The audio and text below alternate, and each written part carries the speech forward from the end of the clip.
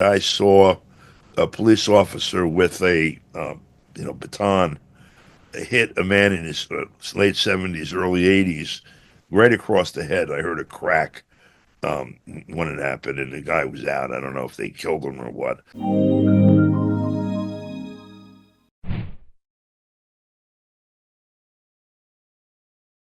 So I was there as a journalist. That's my role. Among other things, I was covering it for the evening news on Pacifica radio station KPFK in Los Angeles. And I was working with a team of people. We'd have people on the street. There were many protests, particularly Gaza protests and Ukraine war protests in Chicago, particularly against the Democratic Convention. We'd have people with the protesters streaming this video and interviews, people in the studio that we had set up to discuss that, and then live streaming that out, in addition to recorded material that we sent to our various media outlets, for me to KPFK for the evening news. This year was different in a number of ways, including the fact that most people knew that by the time of the election, Joe Biden would not be the nominee, even though he had been the pretty much the only person running in the primaries. That's how it was engineered. And Donald Trump was a runaway in the primaries in the Republican Party. Everyone knew he was going to be the chosen candidate at the very beginning because he's extremely popular among Republican voters. That has been contested by polls, except for the final poll, which demonstrated it rather resoundingly. When we were looking at the way that the conventions were being managed, one of the things that we were looking at was the way it was handling what was happening in the street, and particularly again in Chicago. The Republicans had very little street protests. There were some uh, what we call hired, I don't know, vans with electronic displays on them that drove around the convention center during the highest traffic parts before it, as people went in and as people went out. There were two of these vans or three, I wasn't sure, and very little else. There were no protests of any consequence, maybe 10 people, 5 people. Nothing like what we saw in Chicago, where there were, thousands and thousands of protesters. The way that the Democrats handled it was pretty much to ignore it and to focus on their, the stage on the convention, where they had an interesting display of neocons and generals for the party that was supposed to be putting democracy on the ballot. Well, my point there was to cover it as a journalist. I didn't really get any surprises. I had thought maybe there would be a surprise replacement of Kamala Harris with Hillary Clinton. I don't know, maybe they couldn't engineer it or whatever. That didn't happen. And nothing about the Republicans surprised me. Trump came out of there with a bump, which everyone expected. And he went on to win, which most people didn't expect, but I did. I'm 70 years old.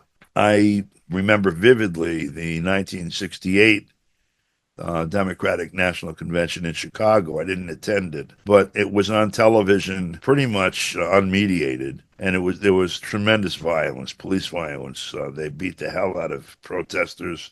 There's a very strong anti-war protest in 1968. It was brutally suppressed by Mayor Daley at the time, and there were repercussions throughout the legal system and the culture and the political system for years afterwards. I started going to the conventions as a journalist regularly in 2004. I was at the Republican convention in New York in particular, and the atmosphere even then was almost like watching a movie of a close-up look inside of, say, Nazi Germany. The police presence is overwhelming. The weaponry on the police is, of military grade. There are so many police and weapons on display. corrals around the protesters, and massive protests in 2004 against the war in Iraq. And then in 2008, I went to both conventions.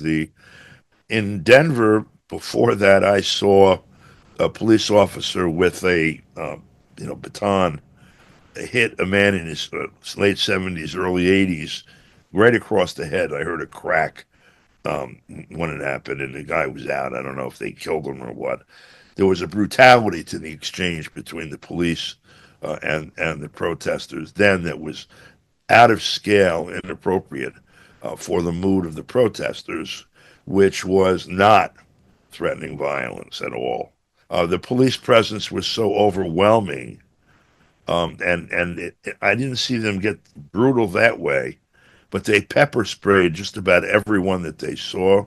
You would have maybe 2 or 3 thousand people corralled into a city block, like the intersection, and then the police would come in and they would just fire tear gas canisters and spray from different spraying devices into the people.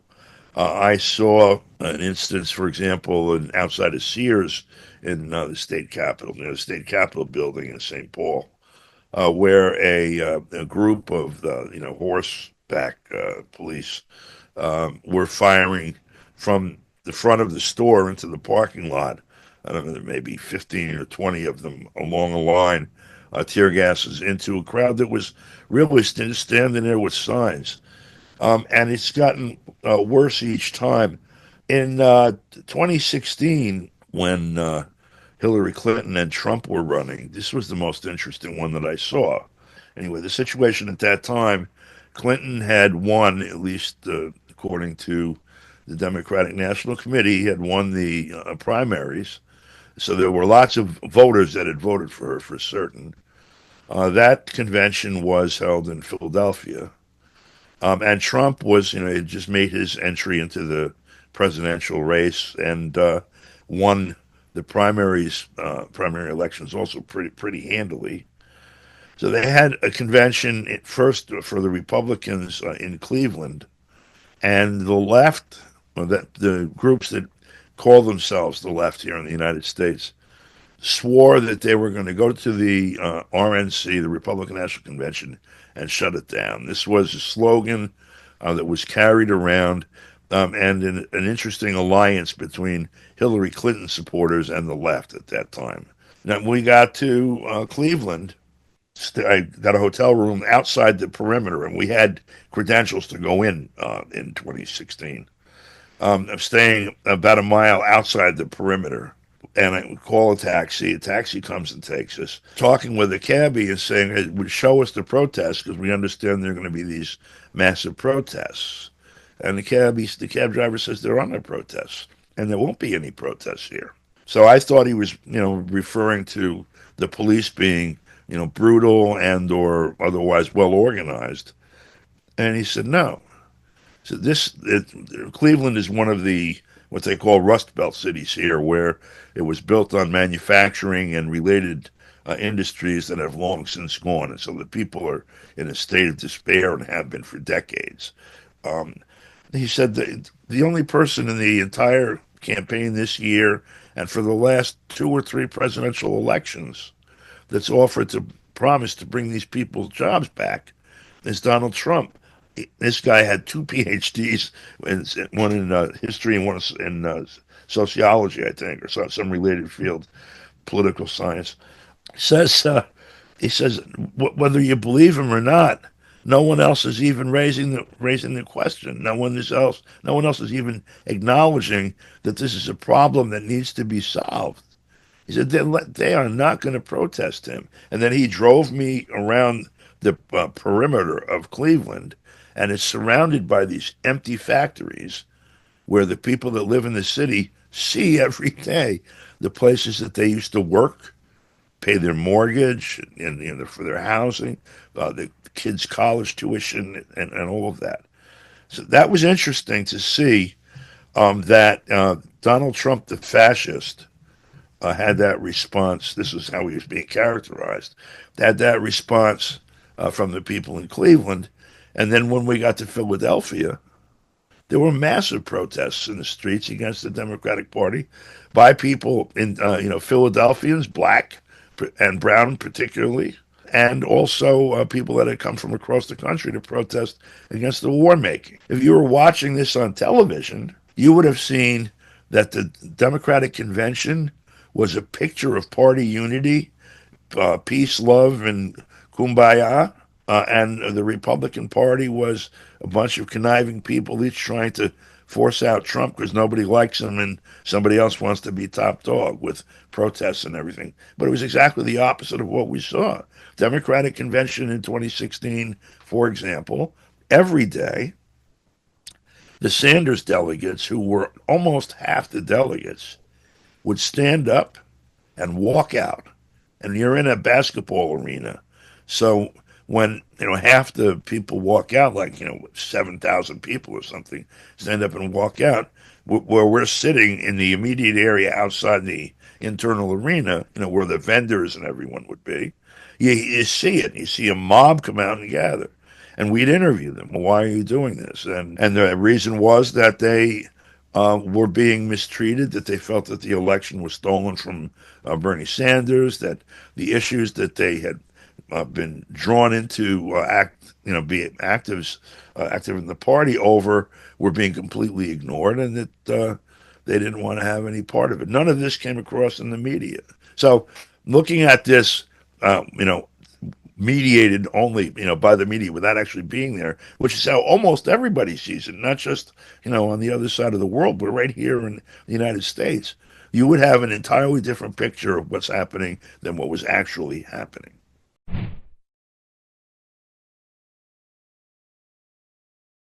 Now, see, the way out is going to not be up to the U.S. I guess I'll put it that way.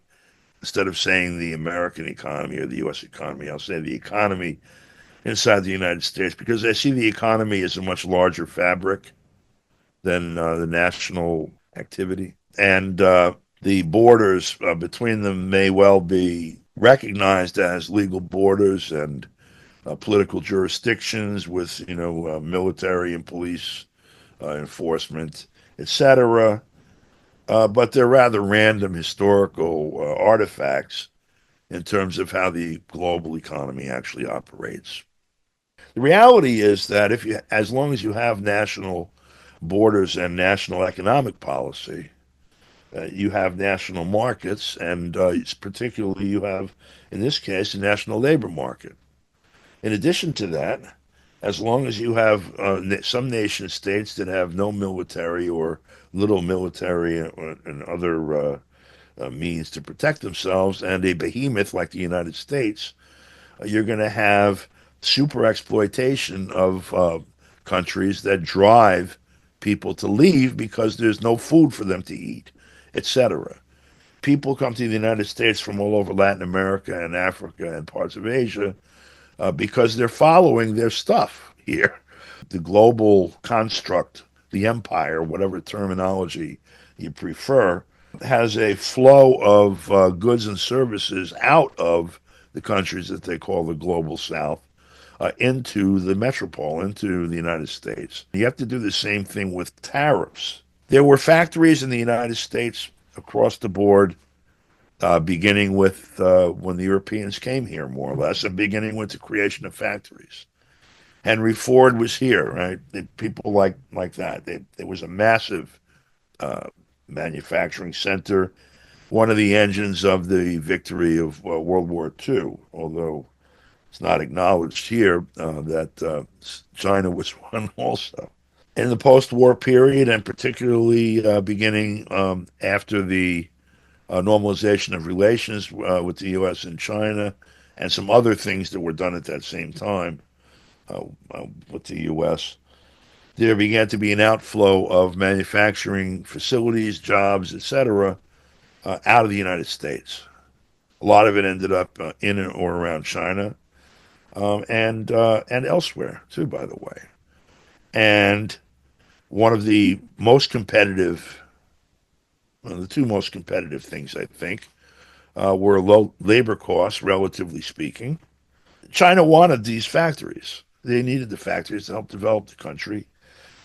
Here you had strong unions that had secured rights that the government wouldn't secure for them. But the owners of the factories did not want to have to deal with workers here on par. They preferred to deal with China's government. So politicians here offer as a solution to the problem an equalization of price because of the labor differential, supposed labor differential, and tariffs would be the solution to that in their view. What they haven't taken into account, which is fundamental, is that the if the tariff price is what the item, say an automobile, would go for manufactured in the United States, with the cost of the regulatory environment and of the higher cost of labor, if that's what it is, whatever, factored in. But if this is what it would cost if this car were manufactured in Detroit, you're leaving something out. It wasn't manufactured in Detroit, and so the guy who would be buying it with UAW union wages doesn't have the money to buy it. So you might keep China's cars out by doing that, but they're not going to be able to buy any other cars either. You got to give people jobs. You have to start the economy organically.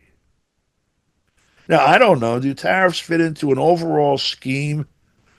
Not just some political rhetoric and to bash China, or to favor GM over some Chinese automobile manufacturer, whatever. Those are all questions that are the day-to-day business of governments.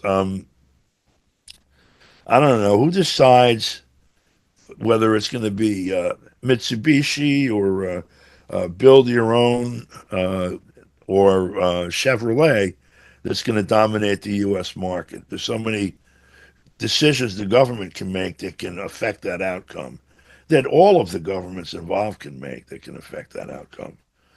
I think that the issue of tariffs is being treated here in extremely simple terms, almost symbolic terms. And I'm hoping that those involved are more sophisticated and that understand that they are mobilizing popular support for some difficult negotiations they intend to hold, that may end up looking like a compromise on the question of tariffs, or may end up looking like a victory, quote unquote, on the question of tariffs. We're looking at an economy that's also distorted because of all of the sanctions that they have. I was in Cuba last week. Cuba's, a golf shot from Florida. If I can't hit it that far, but maybe Trump can from Mar-a-Lago. They there's 12 million people living there that would buy 12 million people's worth of stuff on a daily basis from the United States. Can't sell them anything. Can't sell them toilet seats. We can't sell them anything. It's ridiculous, these political decisions. And, these people are all supposed to be free trade advocates and all of this. It's the most restrictive, fascistic, in terms of fascism has economics to it. This is the state intervening on behalf of private interests in the economy. That's fascist economics. And, like the others, it is highly inefficient. It creates more contradictions than it resolves. Just one more small thing. It's an anecdote from 2016 that may give you a peek of my thinking about this. I was asked to go to Washington, D.C. after Trump was elected to have a meeting with Corey Lewandowski, who was one of the campaign organizers for 2016 Trump. And when I went down there, it was an event that he was keynoting, featured at the time Trump's appointment for the Export-Import Bank. And so there was a public session with this man speaking and then taking questions and answers.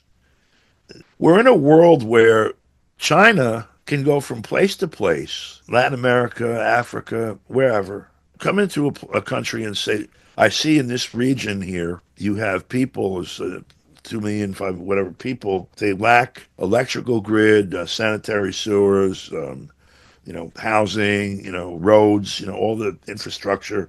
And we see that you're not able to meet this under your current economic conditions. We can build you a city. We'll build you a city. We'll build you a transportation link to the ports or to the rail system that we're constructing or whatever, and they find a way to finance it in a way that is uplifting to the economy, with the intent to be to make the people there consumers, customers of other Chinese business and others.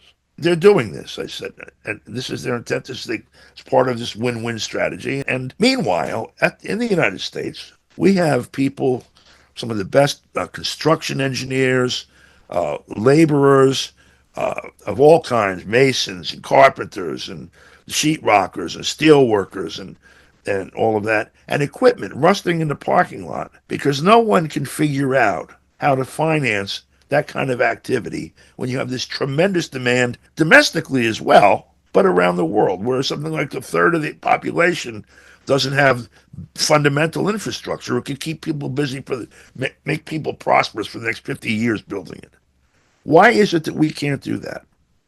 And this man said to me, right there from the podium, I'm glad you raised that question because that's the first thing I intend to find out myself when I go to work next week. And he was at that job for about a month and then gone. No one ever heard of him. So there's a fundamental problem here around basic economics that needs to be resolved. And I think when we're talking about tariffs in isolation, it just reveals the nature of the real problem here.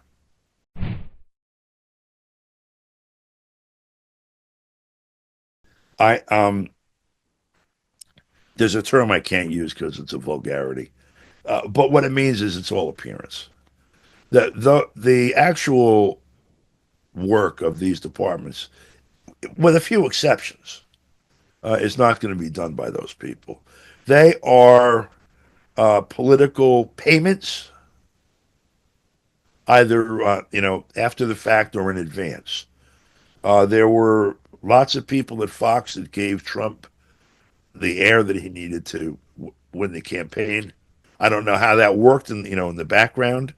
I don't know if he was dealing with individual producers, with Rupert Murdoch or whoever the hell runs that place now. There are others. He's a business person, and you trade what you have for what you want. Um, there is very little precedent, really, in recent years among cabinet members for any of the uh, cabinet members outside of maybe the State Department and Defense Secretary to have any actual skills or experience in the field that they were appointed to. They're rather political appointments, and there is an actual skilled layer of administrators immediately underneath them. I don't know who his deputies are yet. I do know that Trump has a rich stable, for lack of a better word, of talent to draw upon for particularly business-related things.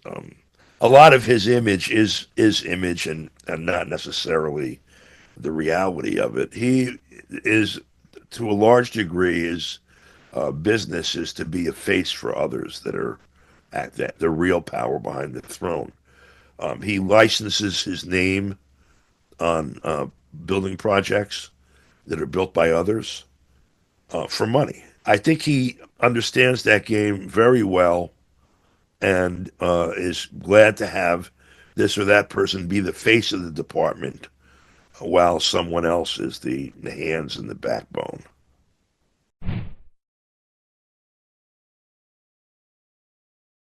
The biggest challenge for facing Trump is to get control of his own government.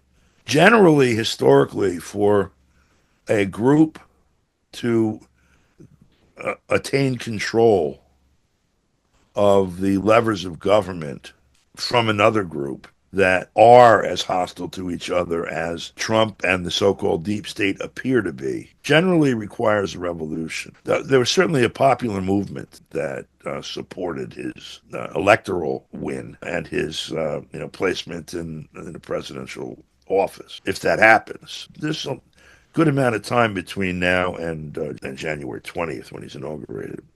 But once he gets in, his task is going to be the same as it was last time, which is to try to actually govern. You're seeing already the resistance being organized even among Republicans in the Senate against Matt Gaetz, which is one of his key appointments. He's appointing Matt Gaetz as Attorney General and giving him the task of going after everyone that has been abusing power and using it as a political weapon. Gaetz has been on that theme for a couple of years now since they started doing it. And he particularly has been pointing to the relationship between arms manufacturers and members of Congress who have been key in continuing the wars. The one that's just finished finally for the moment in Afghanistan, and the one in Ukraine, that he considers there to be deep corruption that's enabled these wars, and it drives these wars, and he aims to put an end to it. That is one of the fundamental levers of power of the people that supposedly have been displaced by this election. So the first task is going to be to actualize that, because they are still in a position to resist it, and we're going to see how that is true as that battle develops. If he can get past that and gain some measure of control of his own government to face the world, I think the way things went with the DPRK with North Korea last time is a good model for both China and others like Iran. I think that he has a very keen sense of what Senator Mike Mansfield referred to as only a Nixon could go to China, in reference to the rapprochement, the recognition of People's Republic by the United States back by Nixon. Because Nixon had been such an anti-China hawk, or anti-Chinese revolution hawk, for decades, that no one could say he was being soft on communism or whatever, which was what they used as political weapon, if he went and normalized relations. And so that's what he did. We saw Trump with a massive public relations campaign against Kim Jong-un prior to his meeting with him, and a very rapid turn of events once they actually sat down and started to negotiate. It may be portrayed as bromance or whatever, that this is some personal relationship, but, people that pay any attention to this stuff understand these are two heads of state, and they represent clusters of interest on either side, and that when they're speaking in the media is public relations. And so, what he was doing was softening up the public so that the Democrats couldn't say, and they still do, well, he gets along with Kim Jong-un because he likes tough leaders and, whatever the word is, authoritarians. And Putin, the same thing. The rhetoric is intended to soften the blow, the political fallback for a change of course. If I were president of the United States for a week, I would sign all kinds of commercial and legal and political treaties with everyone. And I would order the dismantling of the U.S. military. That would be the one thing I would try to accomplish right away, because that, I think, is the course that's really the salvation of humanity from where we are right now. That has to happen pretty soon. We're sworn, just the people that are concerned about climate change, the largest consumer of fossil fuels on a daily basis. It's the U.S. military flying helicopters around Korea and jumbo jets around Europe and whatever for no reason whatsoever other than to prepare for a Holocaust. Um, I think Trump sees the world in that way too. And I think he has people around him who are working on that. And I believe we may see a period of some really tense rhetoric and perhaps even low level military exchange. But I think the intent will, in any event, the result will be a not just a normalization, but a warming of relations and a flourishing of business across the board. And in this case, also, I'll say for a change, even though the U.S. is the imperial monopole and an awful lot of wealth flows here that shouldn't, a healthy international economic situation would also benefit workers in the United States.